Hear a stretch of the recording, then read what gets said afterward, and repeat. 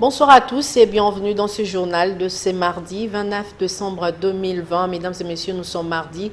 Vous recevrez le journal de l'économie juste après ce journal. Mais bien avant, place au sommaire.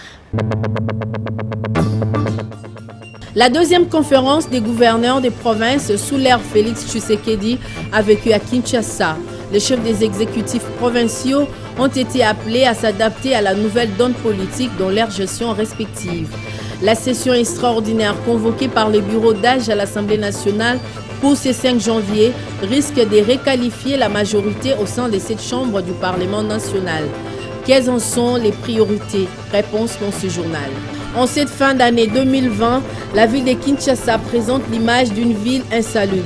Nos reporters ont fait la ronde de quelques coins de la capitale.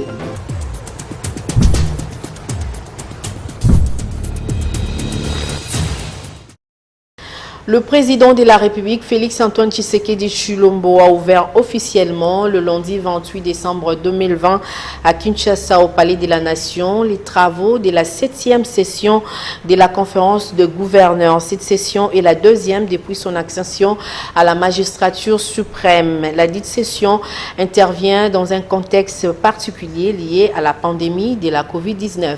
Sylvain Kapombo Bosengele. Gouvernance des provinces dans l'environnement démocratique actuel, défis et opportunités, c'est autour de ces thèmes que les gouverneurs des provinces de la RDC vont réfléchir pendant 2 jours, soit du 28 au 29 décembre 2020. Ces assises, 7e du genre, ont été ouvertes à Kinshasa par le président de la République, Félix-Antoine Tshisekedi Tshilombo, en présence du Premier ministre Sylvestre Ilunga Ilunkamba, quelques membres de son gouvernement, ainsi que les membres du cabinet du numéro 1 du pays. Dans son adresse, le chef de l'État a invité les chefs des exécutifs provinciaux à adhérer à l'union sacrée de la nation pour l'intérêt de leurs administrés. Cet appel à l'union sacrée de la nation vous concerne également, vous, les acteurs politiques provinciaux, au premier rang desquels se trouvent les gouverneurs et les membres des assemblées provinciales. Pour que vous puissiez orienter vos choix, vos actions, et surtout vos décisions dans le sens de l'intérêt des populations de vos provinces respectives et non pas pour sauvegarder des intérêts individuels, politiques ou sectaires. Prenant la parole en qualité de président du collectif des gouverneurs des provinces, Jean-Tini Ngobilambaka a remercié le président de la République d'avoir jeté son dévolu sur Kinshasa pour la tenue de cette 16e session de la conférence des gouverneurs avant de formuler quelques suggestions qui seront développées pendant les travaux. La tenue trimestrielle et rotative de la conférence des gouverneurs de province dans le respect scrupuleux des dispositions pertinentes de l'article 200 de la Constitution et des articles 6, 9, 10, 11 et 12 de la précitée loi organique relative notamment à la régularité de sa tenue aux membres nommément et limitativement désignés pour y participer à son organisation et à son fonctionnement. Il faut souligner que ces travaux qui se poursuivent en commission à huis clos sous la supervision du chef de l'État permettront à chaque gouverneur de province de présenter l'état des lieux de sa juridiction afin de trouver des solutions idoines à l'issue de cette rencontre. Puis la session extraordinaire à l'Assemblée nationale, quelles peuvent en être les priorités? Tentative de réponse dans cet élément de Marceline Mazé-Mwakoumania. La succession d'événements survenus au dernier trimestre de l'année 2020 à RD Congo contraint le bureau d'âge de l'Assemblée nationale, muet en bureau provisoire, à convoquer une session extraordinaire pour vider les questions restées en suspens et débloquer ainsi la machine pour la bonne marche des institutions et du pays à l'aube de la nouvelle année. Le 5 janvier 2021 est la date annoncée pour l'ouverture. Pendant ces temps, le peuple et les autres avertis pensent que cette session extraordinaire doit se pencher sur certaines priorités des leurs, notamment la réqualification de la nouvelle majorité qui conduira à la nomination d'un Premier ministre pour enfin la formation d'un gouvernement de l'Union nationale tel que souhaité par le premier des Congolais et garant de la nation Félix Antoine Tshisekedi Tshilombo. Le démantèlement observé du FCC lors du vote ayant conduit au départ du bureau Mabunda avec les défections officielles de certains membres de ces regroupements politiques doit être rendu effectif au terme des consultations menées par l'informateur qui sera nommé incessamment pour donner la forme à la nouvelle configuration. Les défis sécuritaires et sanitaires sont le gage de la solidité du pouvoir et ils doivent être le cheval de bataille de ces nouveaux gouvernements. Néanmoins, il est plus qu'impérieux d'arrêter l'hémorragie sentimentale d'émotions de défiance contre les autorités établies dans différentes provinces pour stabiliser les institutions et éviter de revenir éternellement à la case du départ. En attendant que cela se produise, sauf un énième changement des programmes, la cérémonie de passation des pouvoirs entre le bureau sortant, dirigé par Janine Mabunda Lioko, et les provisoires sous la présidence de l'honorable Mbosso Kodiampouanga aura lieu ce mercredi 30 décembre 2020. La population de la ville de Bunia, nous sommes là dans la province de l'Ituri, était dans la confusion de l'heure par rapport au couvre-feu décrété par le chef de l'État Félix Antoine Tshisekedi Tshilombo, ce qui a poussé la police à agir pour le maintien de l'ordre public le lundi 28 décembre 2020. King Johnson Lusala pour les détails. Vive tension ce lundi à Bunia, dans la province de l'Ituri, où la population était dans la confusion du respect de l'heure de couvre-feu ordonnée par les chefs de l'État, Félix-Antoine Tshisekedi Tshilombo. Ici, nous sommes à l'espace vert et Pauville, où l'association pour l'encadrement des jeunes de l'Ituri, AEJ en sigle, a organisé quelques activités pour encadrer la jeunesse pendant cette période de festivités. Selon les habitants de la ville de Bunia, l'heure donnée par les chefs de l'État était pour la ville-province de Kinshasa, donc une heure de plus à l'est du pays. Nous avions une petite confusion par rapport à ce décalage, par rapport aux heures. Kinshasa et ici, il y a un décalage d'1 heure. Alors, cela faisait à ce que les activités se prolongent jusqu'à 21h. Mais comme le maire de la ville vient de le souligner, que je respecte aussi beaucoup, que j'ai sali à passant, il nous rappelle que ce n'est pas l'heure de Kinshasa qu'on peut considérer ou l'heure de l'Ituri, c'est le temps universel. Parce que c'est la mesure que le président de la République a prise. Nous sommes obligés d'obtempérer parce que c'est lui le garant de notre République. Ferdinand Fimbole-Billier, maire de la ville de Bunia, rappelle sa population à bien respecter l'heure du couvre-feu pour garder l'ordre public. Et à l'origine, c'était le débordement qui a été constaté par rapport à l'heure, le non-respect de temps de couvre-feu. Et c'est ce qui a fait que la police est intervenue juste pour arrêter les activités parce que les gens ont débordé par rapport à la mesure qui a été prise par le chef de l'État que nous sommes appelés tous à respecter. C'est par rapport à ça qu'il y a eu cette fermeture. Pour la police nationale congolaise PNC Ituri, la fermeture temporaire de ces activités était pour rappeler la population au respect de la décision du chef de l'État. Roger Tibassima, commissaire principal et porte-parole de la PNC Ituri, donne des précisions. La police interdira tout rassemblement, réunion, manifestation, production artistique publique, kermesse, veillée et cérémonie funéraire publique, marche et célébration de plus de 20 personnes.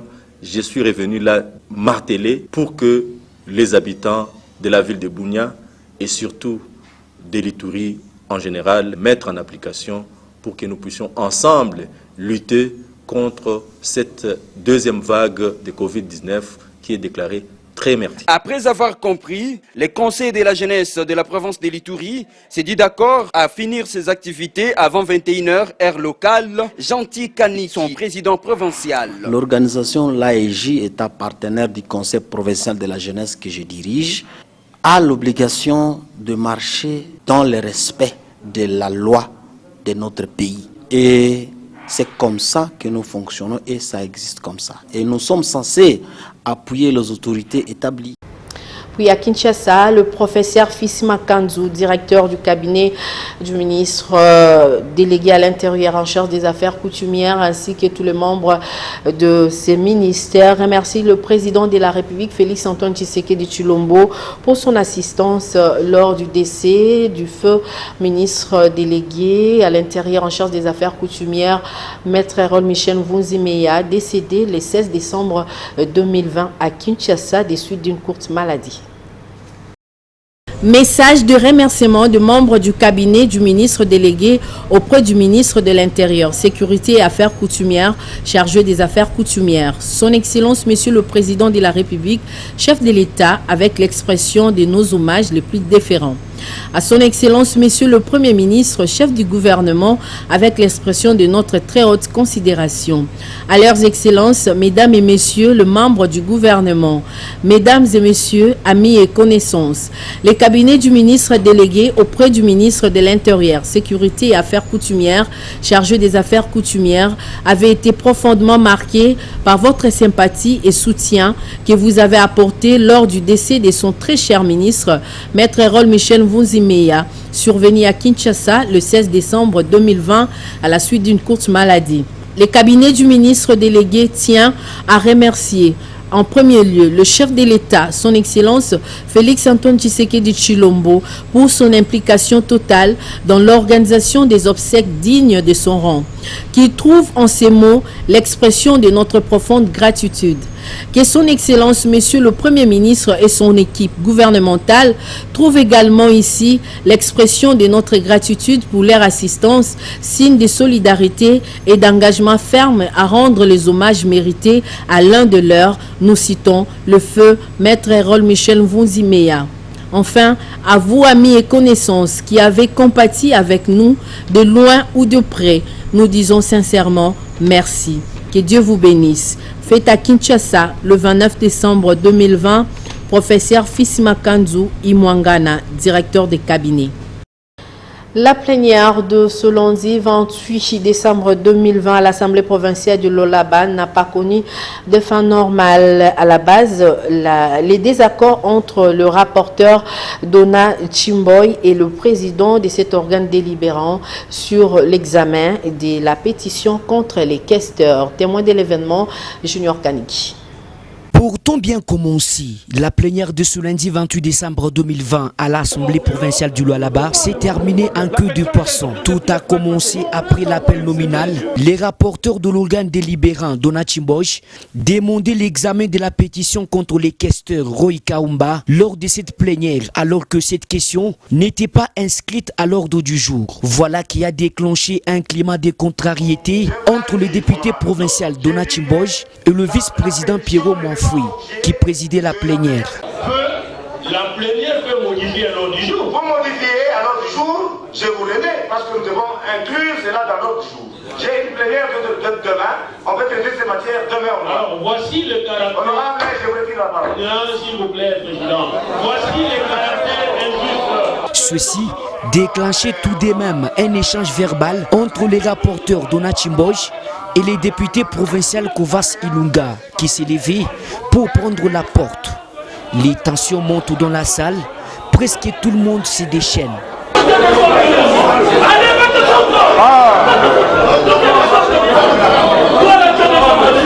Les dépôts de la pétition contre les questeurs Roy Kaumba divisent l'opinion parmi les élus du Lualaba. Certains le reproche d'être orgueilleux et de mauvaise gestion. Et certains autres estiment qu'il s'agit de l'acharnement contre les questeurs pour s'être absentés tout d'abord à l'accueil de Joseph Kabila Kabonge à Kolwezi, puis à la réunion stratégique du FCC qui reposait sur les comment barrer la vision du chef de l'État, Félix Antoine Tshisekedi Tshilombo, mais aussi le fait pour lui de quitter le FCC pour adhérer dans l'Union sacrée.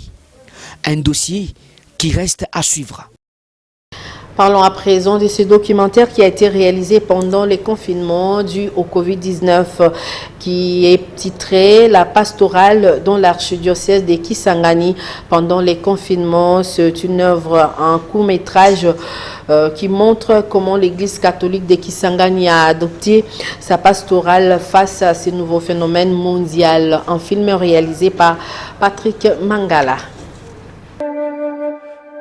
Les documentaires que nous vous présentons résument l'implication de l'Église catholique de Kisangani dans la lutte contre la pandémie du coronavirus. Les directives pastorales prises spécialement en cette période par Monseigneur l'archevêque Marcel Utembi Tapa s'exécutaient dans le respect strict des gestes barrières. Messe sans fidèles, sensibilisation à travers les moyens de communication sociale, l'organisation de la semaine Laudato Si, les visites dans les différentes structures ou encore les ordinations et autres cérémonies religieuses se font dans le respect des mesures sanitaires arrêtées par les autorités. Ces directives des monseigneurs ont permis aux nombreux fidèles et personnes de bonne volonté d'appliquer les mesures prises par les autorités sanitaires pour freiner la propagation de Covid-19 ici chez nous à Kisangani.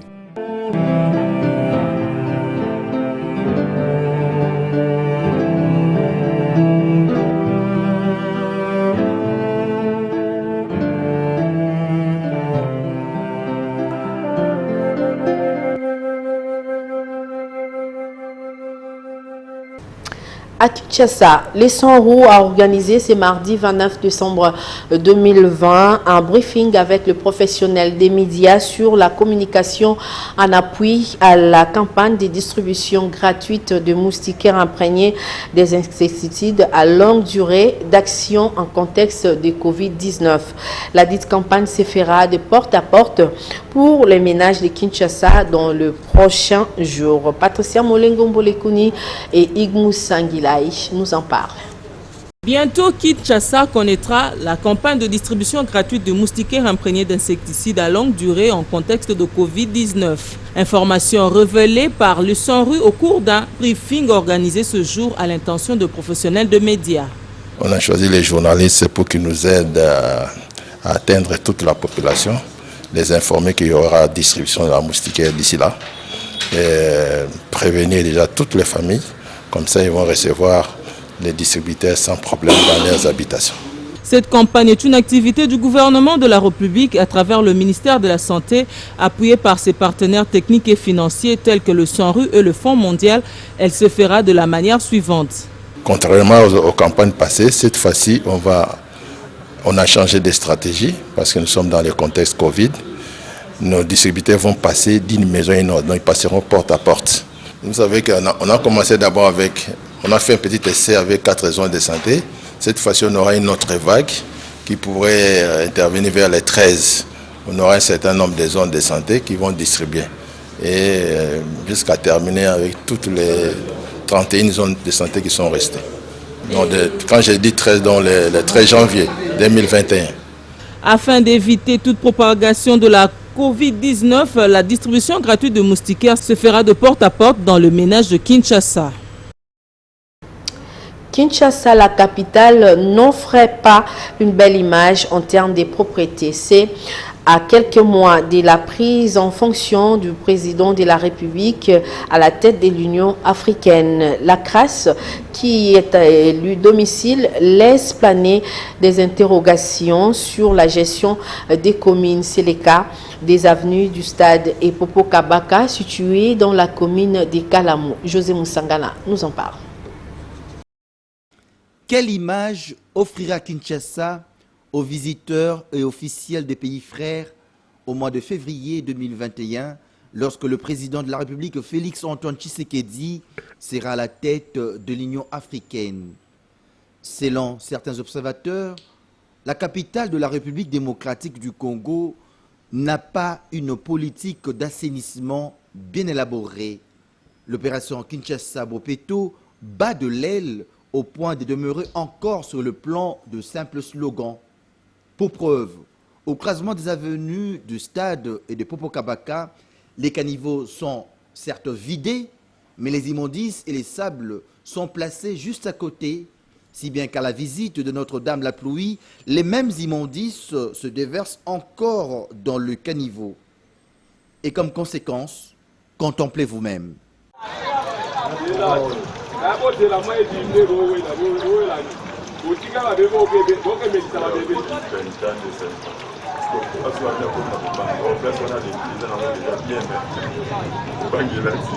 Ces eaux de pluie doivent normalement être canalisées jusqu'à se déverser dans les différentes rivières qui serpentent à travers la capitale. Quant à l'évacuation des immondices, elle doit se faire régulièrement, pas attendre qu'elle dégage des odeurs pestilentielles, suffocantes et nauséabondes, mettant en danger la santé de la population.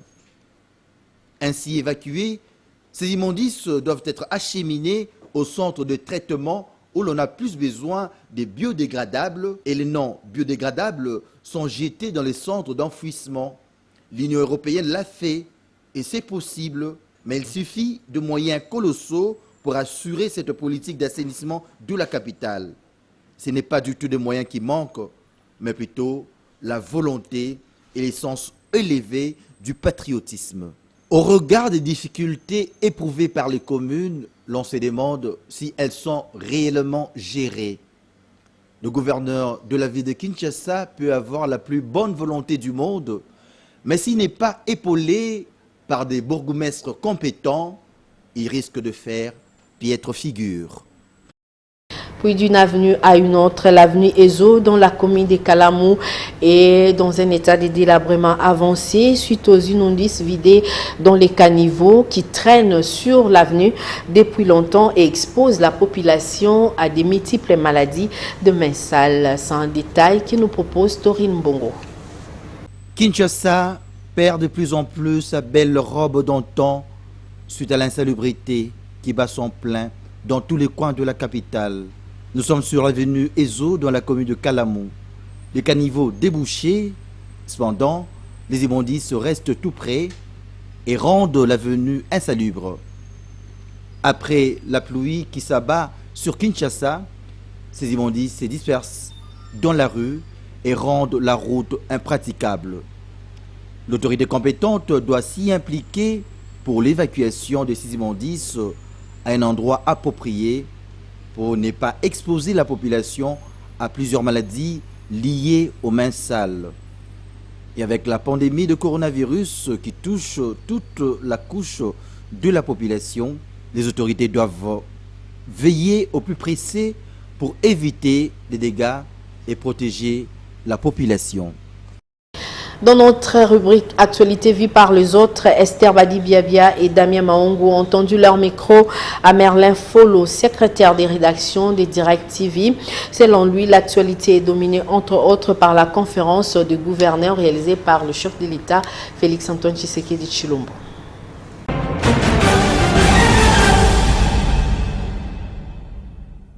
Je pense que la conférence elle avait d'abord le but spécial pour le chef de l'État d'imprégner sa marque comme identité au sein des provinces, parce que les gouverneurs que vous voyez là, ce sont des représentants du président de la République dans leurs provinces respectives. Et à la population aussi d'être proche des gouverneurs et aux gouverneurs d'être proches avec leur base, je pense que ça sera une bonne chose parce que nous voulons d'abord la proximité et surtout les social du peuple congolais comme le chef de l'État n'a cessé de clamer haut, le peuple est d'abord. Je pense que ça sera une bonne vision pour le gouverneur de matérialiser ça. Le président de l'Assemblée provinciale de Kinshasa, M. Godin Pouye, visé par une motion, je ne sais pas si là encore, il y a des choses qui bougent. D'ailleurs, je pense que s'il faut bien observer la politique sur le plan national, même dans nos provinces, ça bouge. Toutes les assemblées, vous sentez qu'il y a des motions, ça et là, des pétitions.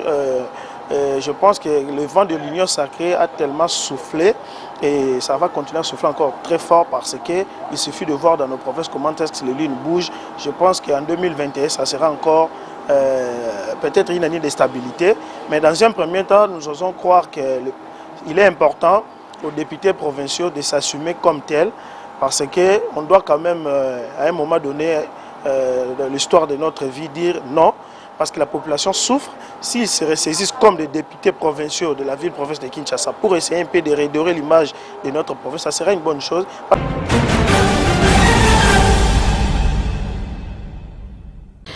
Place à présent à nos partenaires de la Voix de l'Amérique dans cette condensée de l'actualité.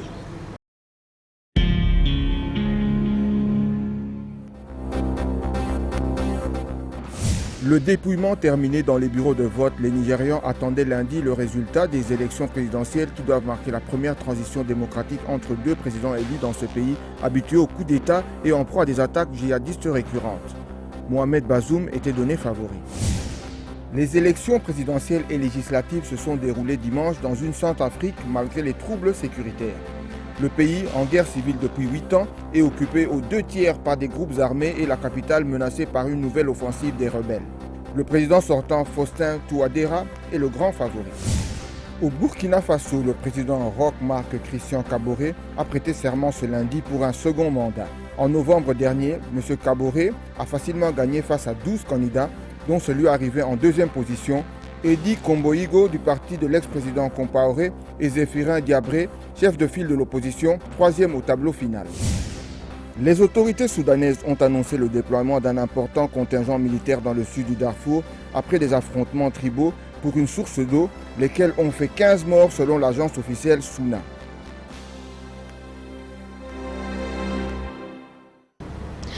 Complétons l'actualité des séjours par les journaux Paris ce mardi 29 décembre 2020 à Kinshasa dans une sélection et commentaire des Papi Katassi.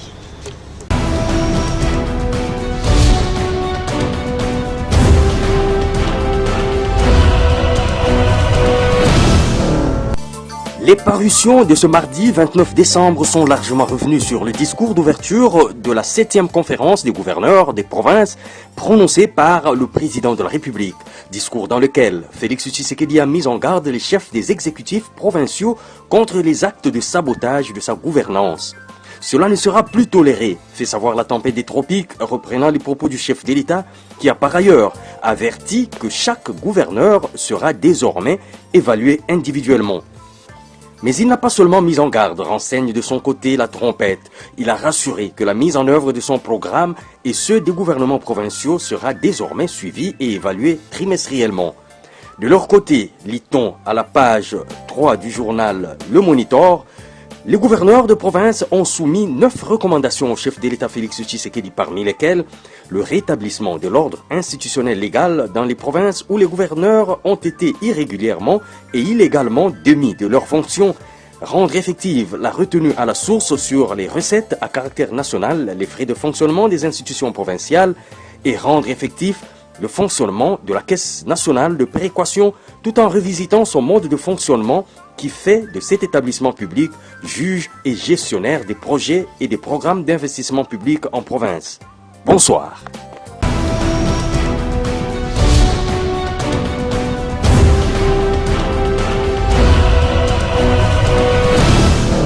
Ça n'est fini pour ce soir, mais avant de clôturer, rappel des titres. La deuxième conférence des gouverneurs des provinces sous l'ère Félix Tshisekedi a vécu à Kinshasa. Les chefs des exécutifs provinciaux ont été appelés à s'adapter à la nouvelle donne politique dans leur gestion respective. La session extraordinaire convoquée par le bureau d'âge à l'Assemblée nationale pour ce 5 janvier risque de requalifier la majorité au sein de cette chambre du Parlement national. Quelles en sont les priorités? Réponse dans ce journal. En cette fin d'année 2020, la ville de Kinshasa présente l'image d'une ville insalubre. Nos reporters ont fait la ronde de quelques coins de la capitale.